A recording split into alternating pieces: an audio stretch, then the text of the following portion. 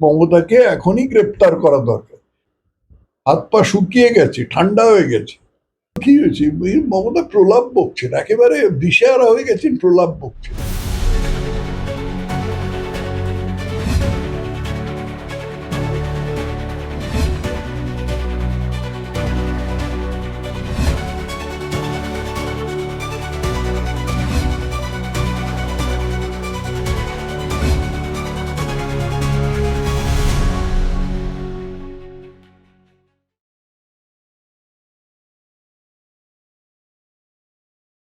নমস্কার। ভোট ঘোষণা হতেই নির্বাচন কমিশন একাধিক প্রশাসনিক রদবদল করলো। রাতারাতি স্বরাষ্ট্র সচিব, মুখ্য সচিবকে পাল্টে দেওয়া হলো। কেন কেন মনে হয় যে কেনই কিন্তু পাল্টে দেওয়া হলো? আশ্চর্যের কিছু নেই, এর আগেও এরকম হয়েছে। এটা যে প্রথম এরকম হচ্ছে সেরকমও নয়। 2021 সালেও এরকম করা হয়েছে, এবং 2021 সালে তারপরে মমতা বলেছিলেন যে যখন এই ইলেকশন ফেজটা কেটে যাবে তখন আবার এদের ফেরত নিয়ে আসবেন উনি, এবং ফেরত নিয়ে এসেও ছিলেন।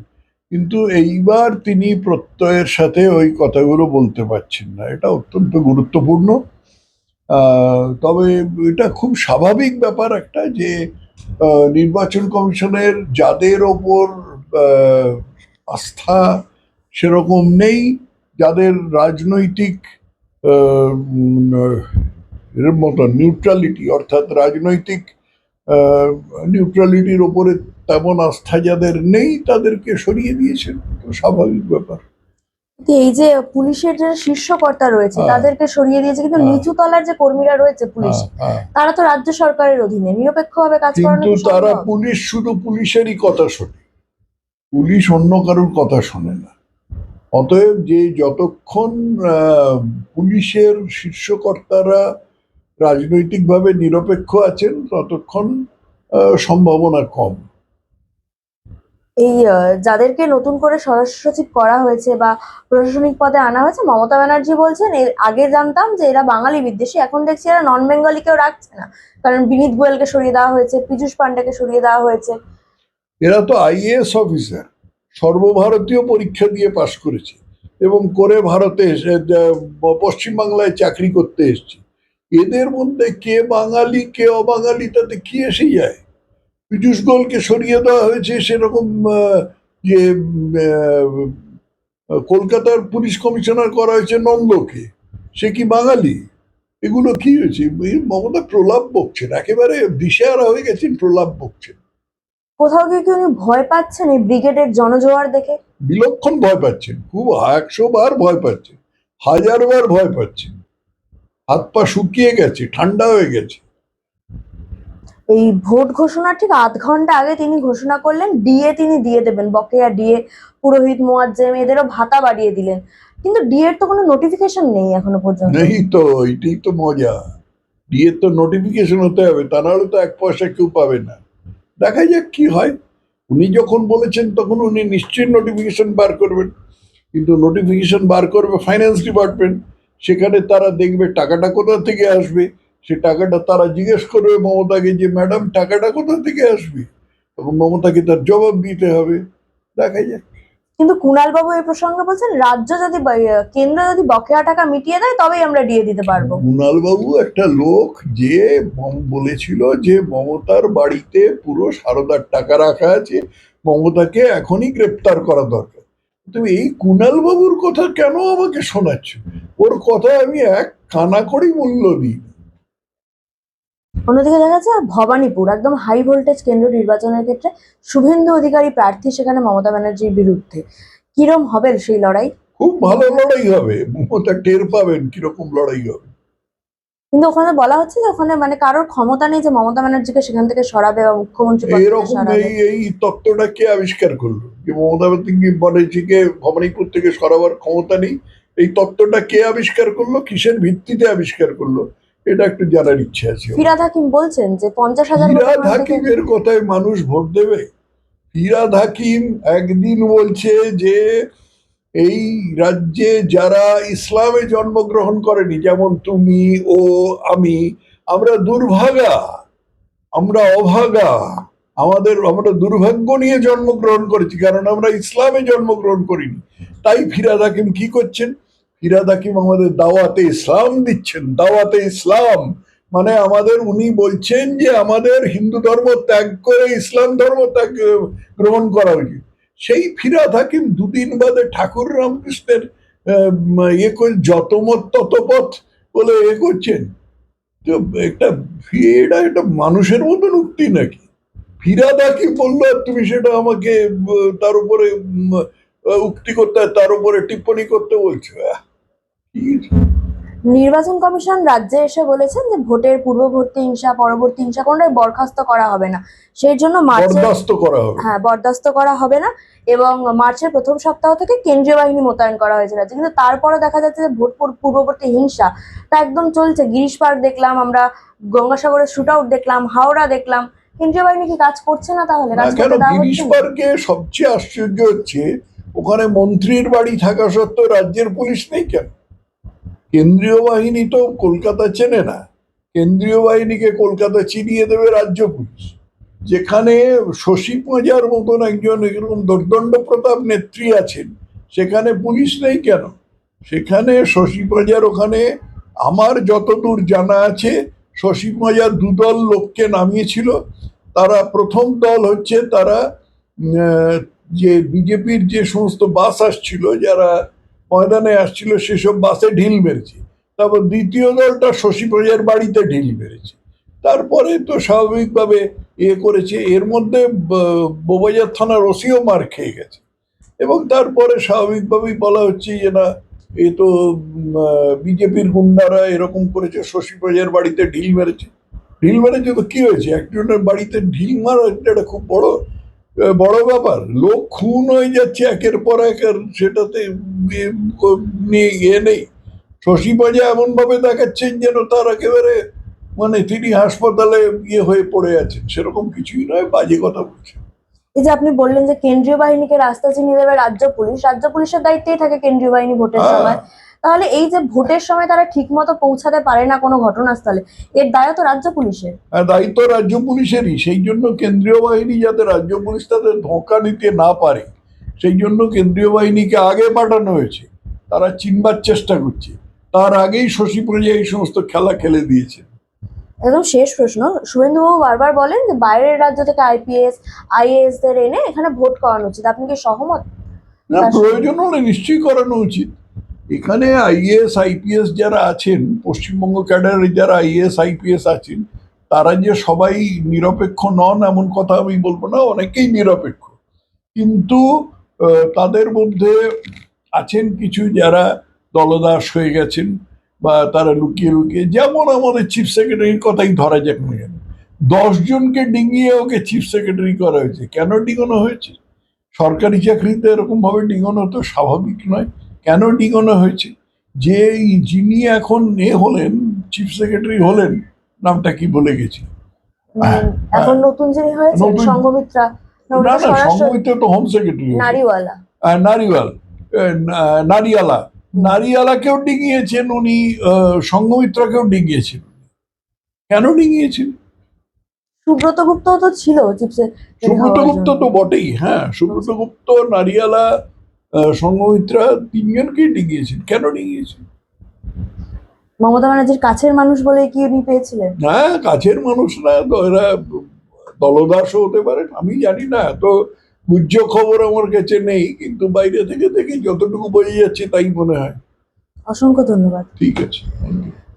যদি শশী পাঁজার বাড়ির ফুটেজ থেকে থাকে, আর যদি সিসিটিভি ওই রাস্তায় নিশ্চয়ই রয়েছে, ওটা খুব ইম্পর্টেন্ট রাস্তা, এবং বিবেকানন্দ রোড আর সেন্ট্রাল এভিনিউ ক্রসিং নিশ্চয়ই রয়েছে, সেটা দেখুক না কি হয়েছিল কি হয়নি।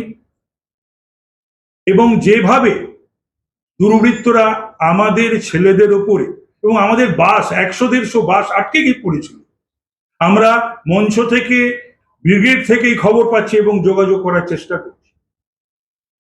আমাদের জেলার সভাপতি উত্তর কলকাতা তমগ্ন ঘোষ বিশুদ্ধানন্দে ভর্তি, কাউন্সিলর বিজয় ওঝা ভর্তি, এবং শশীগণ ওই শশী পাঁজার ওয়ার্ডের বা ওই মন্ডলের আমাদের মন্ডল সভাপতি, এবং একটি আদিবাসী এসটি পরিবারের গৃহবধূ শশীগণকে আমার কাছে ফুটেজ রয়েছে কিভাবে চুলের মুঠি ধরে মহিলা এবং পুরুষ দুর্বৃত্ত তৃণমূলের এবং তার পিছনে যেভাবে তার বাটাকে লাথি মারছে, সে সমস্ত ফুটেজও আমার কাছে রয়েছে, ছবিও আমার কাছে এবং দেবজিতের কাছে রয়েছে। এদের কাউকে বাড়িতে হানা দিল না পুলিশ, অ্যারেস্ট করলো না। আজকে ভোরবেলায় বরানগর থেকে 5 জনকে এবং 19 নম্বর ওয়ার্ড থেকে কলকাতা শ্যামপুকুরের অন্তর্গত কনস্টিটিউয়েন্সি সেখান থেকে 4 জন আজকে তাদের কোর্টে তোলা হয়েছে, এই 9 জনকে অ্যারেস্ট করা হয়েছে। সবচেয়ে বড় কথা, এই সমস্ত কারণেই তো সিএপিএফ মোতায়েন হয়েছে বা এসেছে। তাদেরকে কি থানায় বসিয়ে রাখা হয়েছে? তাদেরকে তো এই ঘটনার পরপরই বা সঙ্গে সঙ্গে ব্যবহার করা যেতে পারত। কলকাতা পুলিশ দাঁড়িয়ে দাঁড়িয়ে দেখেছে এবং এরকম ভাবে বাস থেকে ফুটে যাচ্ছে। আবারও বলছি, যেগুলো বলছি আপনারা দরকার পড়লেই চাইবেন আমি বা দেবজিৎ আপনাদের সমস্ত ছবি দিয়ে দেবো, সমস্ত ফটো দিয়ে দেবো, কোনো অসুবিধা নেই। বাস থেকে নামিয়ে মারা হচ্ছে, এই যে একটা মাঝখানে যে একটা ইয়ে থাকে না, ওই পারে পুলিশরা দাঁড়িয়ে দাঁড়িয়ে নীরব দর্শকের মতন দেখছে, আর এপারেতে নামিয়ে বাস থেকে মারা হচ্ছে। 2 হচ্ছে যে পুলিশ একজন কাউন্সিলর একটা হাম্পি ডাম্পি বলে রেস্তোরাঁ রয়েছে, তার ভেতর ঢুকিয়ে যাচ্ছে, লুকিয়ে পড়ছে এবং সেফ শেল্টারে যাচ্ছে। বাইরে যদি এই ঘটনা ঘটে তাহলে ভাবুন। আর একটা ফুটেজ আছে যে সেটা দুর্ভাগ্যজনক, কারণ ওই বাড়ি তখন শশী বোধহয় 3 তলার, শশী পাজা 3 তলার বোধহয় বারান্দা থেকে হয়তো দেখছিলেন। 93 সালে সিপিএম আক্রমণ করেছিল 250 চিত্তরঞ্জন এভিনিউ। যে কজন সেই সিপিএম এর বিরুদ্ধে লড়াইয়ে ছিল, গুলি বোম, সিপিএম এর একেবারে গুলি চলছে, বোম চলছে, তার মধ্যে যারা যারা ছিল ওই লড়াইয়ে মোকাবিলা করার জন্য, এবং 250 নম্বর চিত্তরঞ্জন এভিনিউ ডক্টর শ্রী অজিত কুমার পাঁজা এবং ডক্টর রঞ্জিত পাঁজার বাড়ি এবং তার পরিবারকে বাঁচানোর জন্য, এবং শশী পাঁজাও কিন্তু তখন ওই বাড়ির গৃহবধূ 3 তলায় বারান্দা থেকে তিনি লক্ষ্য করছিলেন, দেখছিলেন সব। সেদিনকে কিন্তু তিনি নিচে নামেননি, আমি তার মধ্যে একজন, আমি ছিলাম সেদিন, অনেকেই ছিল, আমিও ছিলাম। তো সুতরাং ঘটনা হলো সিএপিএফ কে ব্যবহার করা হলো না, এবং শশী পাঁজা তিনি মহিলা, তাকে খুন করতে এসেছিল, এই সমস্ত বলে তিনি বাঁদিকে ব্রাত্যর মতন একজন খুব সফল স্ক্রিপ্ট রাইটার তাকে নিয়ে বসেছিলেন, এবং ডান দিকে ঠিক ততটা অভিনয়ে নাম করেনি মাঝারি অভিনেত্রী সায়নী ঘোষ, তিনি ছিলেন, কিন্তু স্ক্রিপ্টটা বড় কাঁচা আর অভিনয়টাও ঠিকঠাক হয়নি। তার কারণ যখন বাইট দিচ্ছে শশী পাঁজা, ইমিডিয়েট আফটার ওনার কথা অনুযায়ী গন্ডগোল হওয়ার পর যখন আমাদের সংবাদ মাধ্যমের সঙ্গে কথা বলছি, তখন কিন্তু তার ডান দিকে কোনো ইয়ে ছিল না। এই যে ছবি দেখুন, ফাঁকা, পরিষ্কার, কোনো ব্লাড স্ট্রিং বা কোনো ব্রুইসেস নেই।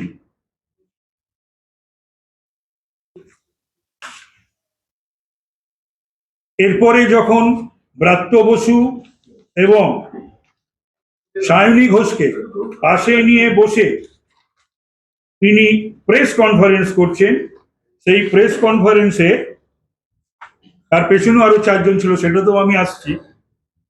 তো দুর্ভাগ্যজনক, মিথ্যাচার যখন গ্রাস করে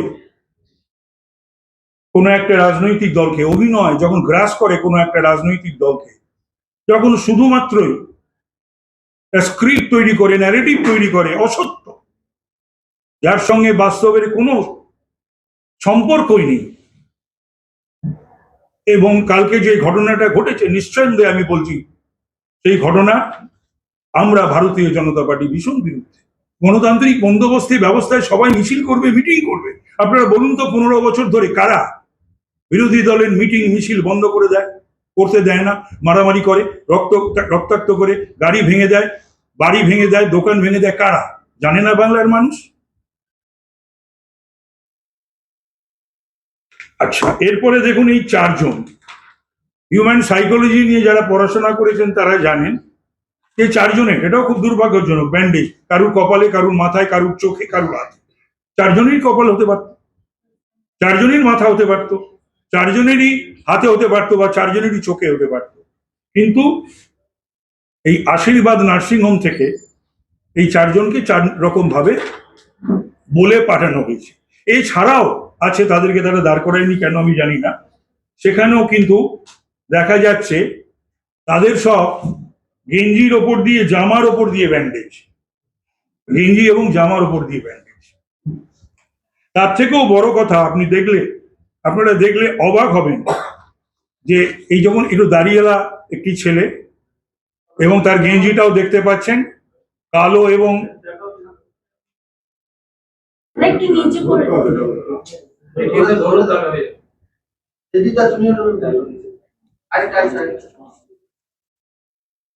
দেখছেন, এটা দেখছেন, চোখে কিছু রয়েছে, চোখে কিছু রয়েছে। এই দেখুন, তৃণমূল ভবনে প্রেস কনফারেন্সে চোখে ব্যান্ডেজ, এবং একই ছেলে, একই গেঞ্জি, গেঞ্জিটাও কিন্তু বদল হয়নি, ঠিকঠাক রয়েছে, এবং পরিচালক, অভিনেত্রী সহ রয়েছে, সেটাও আপনারা দেখছেন। এটা খুবই দুঃখজনক, জানেন, দুর্ভাগ্যজনক। এরপরে কি হবে জানেন তো? পালে বাঘ পড়েছে। সত্যিকারের কোনো ঘটনা যদি ঘটে না, বাংলার মানুষ বিশ্বাস করবে না। এত এরা মিথ্যাচারের ওপর ভরসা করে, নির্ভর করে এরা রাজনীতি করছে। এটা খুব দুঃখের এবং দুর্ভাগ্যের। আমি তো আবারও বলছি যে মমতা ব্যানার্জি যে কথা বলেছিলেন যে সেই কমিউনিটির লোক যদি 1 সেকেন্ড সময় পায় তাহলে তাদের 12টা বা 13টা বাজিয়ে দেবে, সেই কমিউনিটির লোক কিন্তু কলাবাগানে কালকে ছিল মাজিদ খানের নেতৃত্বে, তারা ছিল। এবং জোড়াসাঁকো পুলিশ তারা জানে কারা কারা সেই 39 নম্বর ওয়ার্ড থেকে, কলাবাগান থেকে কারা কারা ওই গিরিশ পার্কে গিয়েছিল, কেন গিয়েছিল। তারা তো শামপুকুরের কেউ নয়, এবং শামপুকুরেরও সব ওয়ার্ডে ছেলেরা এবং প্রায় সব কাউন্সিলররাই তারা ছিলেন। একজন কাউন্সিলর নয়, ওই বাড়িতে থাকেন, তার নেমে আসা বা থাকা খুবই স্বাভাবিক। কিন্তু ওদের যখন কোনো অনুষ্ঠান ছিল না, অনুষ্ঠান তো ছিল কালকে আমাদের, এবং অত গাড়ি প্লাই করছিল মানুষ নিয়ে, তাহলে সেখানে গাড়িগুলোকে, বাসগুলোকে ভাঙচুর করা হলো কেন? পেপার ব্লক, পাথর, ইট ছোড়া হলো কেন? আহত করা হলো কেন? গ্রেপ্তারও আমরা, আহতও আমরা, এইভাবেই চলবে? সিএপিএফ এর ব্যবহার হবে না? এটা খুব দুঃখজনক, দুর্ভাগ্যজনক। এবং আরেকটা কথা আমি বলতে চাই, যে শশী পাজা মহিলা মন্ত্রী এই সমস্ত সহানুভূতি কুড়ানোর জন্য, এটা ঘটনা, দীর্ঘদিন তো রাজনীতি করছে না, ও অল্পদিনই করছে, তাতে অন্য কোনো কিছু, নারী শিশু কল্যাণের কোনো বন্দোবস্ত ব্যবস্থা করে থাকুক না থাকুক, দপ্তরটাকে রপ্ত করে থাকুক না থাকুক, ইন্ডাস্ট্রি মিনিস্টার উনি, শিল্প দপ্তর তার সম্বন্ধে তার ধ্যান ধারণা বিশেষ একটা আছে বলে মনে হয় না, রপ্ত করতে পেরেছে কিনা জানি না। কিন্তু এই মিথ্যাচার, এই অভিনয় এবং এই যে ড্রামা, এটাকে তিনি ভালোভাবেই রপ্ত করেছেন। আমি যদি বলি যে শামপুকুরের গায়েই তো আরজি কর, আপনি আরজি করের ছাত্রী ছিলেন না? ওখান থেকেই তো ডাক্তারি পাশ করেছে।